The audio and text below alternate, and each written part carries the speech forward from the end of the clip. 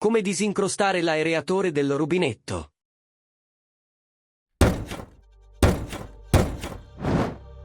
Per disincrostare l'aereatore esiste un piccolo trucchetto in cui avremo bisogno di un palloncino. Se come in questo caso il palloncino è troppo lungo, possiamo tagliarlo nel punto in cui si stringe. Ora andiamo a riempire il palloncino di aceto e lo infiliamo nel rubinetto in questo modo, come se fosse in cappuccio.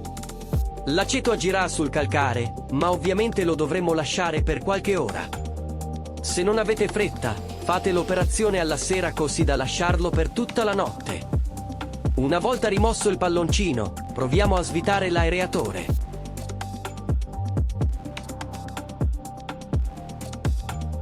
Metti mi piace ed iscriviti per sostenere il canale.